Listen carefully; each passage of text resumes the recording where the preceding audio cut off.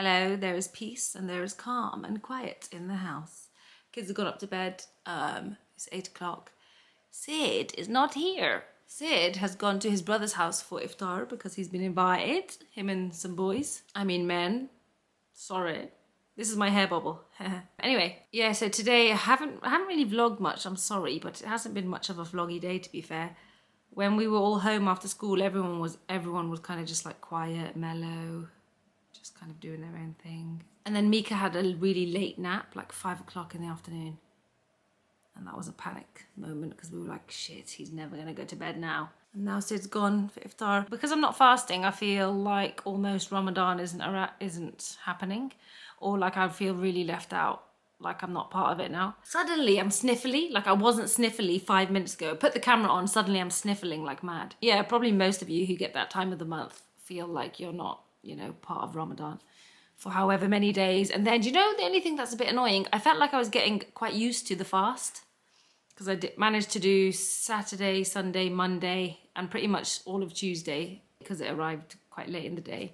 I felt like I was kind of getting used to it, and now I'm like, oh, next week probably when I get fasting again, it's going to be hard to get used to it again, which is it's almost like you're starting again, which is a bit annoying because you're like on a roll and then you're starting again. And then I was worried with Ramadan and eating disorder situation, but everything was kind of going okay.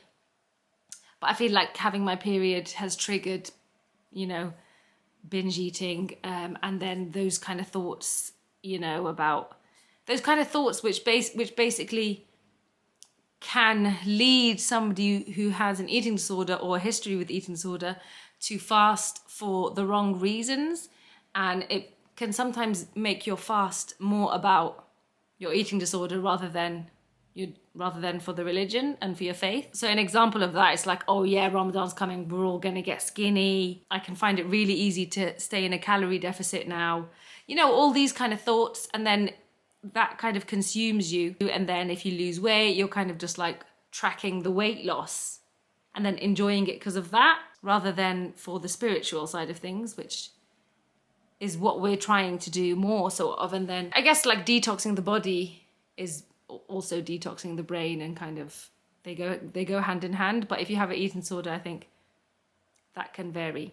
But anyway, yeah, if anyone is suffering with any sort of eating disorders, whether it's binge eating disorder or anorexia, bulimia, whatever it is, abuse, laxative abuse, anything, and you really feel like fasting is going to trigger you, especially when it comes to things like meeting with family, and there's a lot of pressure to have big iftars and have big social gatherings where food is really the center of things, and that can really throw people who are dealing with these issues over the edge, really.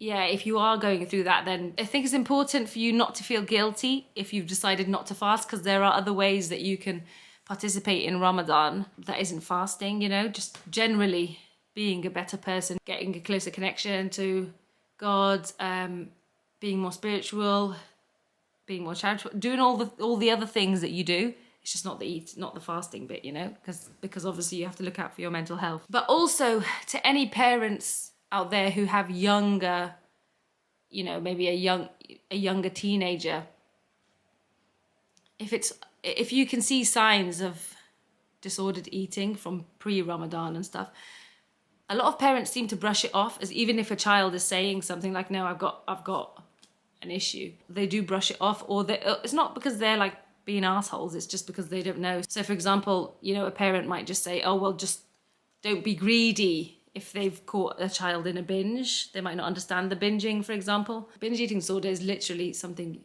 like you're eating out of your control. You don't want to eat any of this, but it's out of your control and you're eating regardless. It's like torturing yourself with food. So just listen to your child. If they're saying, don't just dismiss it and be like, well, you just need to do this. Oh, you just need to do a bit of exercise. You just need to watch what you eat.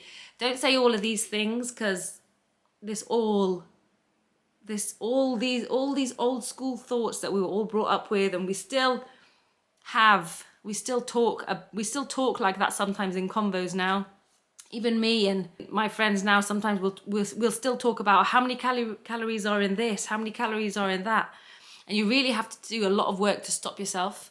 And it's such a long process. It's something potentially I'll always live with, and I'll always automatically think about the calories in something. It's almost like a talent now, honestly. Tell me anything, I'll give you the calories in it. It's crazy. Look at the signs and really just listen to your child. You know, usually they're right, because I just remember knowing I had something for forever.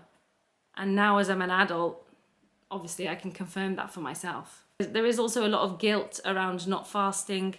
People feel a lot of pressure because, you know, you're kind of subconsciously judged for it. I'd like to think with this generation we're not, because, you know, you can't see mental health issues a lot of the time because there are mental health issues. So, you know.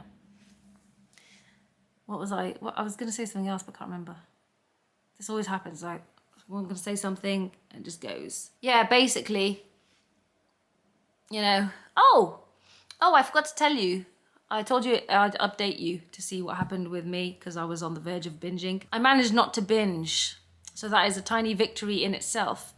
I pretty much recognized, well, my phone was listening to me. So as soon as I got off the camera with you guys, I looked at my phone, and an account I follow called ADHD Nutritionist happened to do a post about binge eating with ADHD, and it was kind of like a chart that basically said, on the verge of a binge, stop and basically process your feelings. Why are you feeling like that? Are you seeking sensory? Will a fidget toy help? Are you hungry? What is it basically? So as soon as I saw that, it just allowed me a few seconds to read that rather than impulsively go to the cupboard and binge. And so I think, what did I end up doing? I can't remember oh yeah, so as I was reading that, I realized that I was actually feeling very full from the protein bars that I had about half an hour before, and that actually I was not hungry at all and didn't even want a snack really. And so then I just walked to the school and picked up Hannah. And then that was it. And then I ate with the kids, and then that's it. So I managed not to binge, and I'm very happy about that. See, sometimes you'll win the battle, other days you won't, and that's fine. That's one thing we have to remember, isn't it, Chaplin? You know? And clearly Chaplin doesn't like it when I talk about these things, because he comes over and consoles me every time, it seems. But anyway, yeah, guys, I hope you are having a lovely iftar. Unfortunately, I'm not sharing it with you because I'm not having iftar. I'm not even hungry at this time. You know what? You know what's so interesting? When I was fasting, I had so much more energy in the day. I have been drained today. And yesterday I wasn't. Yesterday was I? Yeah, yesterday I was fine as well. Yesterday I was drained as well. The only day I had loads of energy was all the days that I was fasting. So maybe it's my period. Maybe it's a bunch of things, but it's fine, whatever. I actually really hope that this period doesn't last long. I hope it goes pretty soon, because I want to get back onto the thingy of fasting, because it was feeling good and I want to feel like that again. So anyway, I thought that was quite interesting. But if anyone is dealing with anything, don't feel guilty about it, and just do what you need to do for yourself.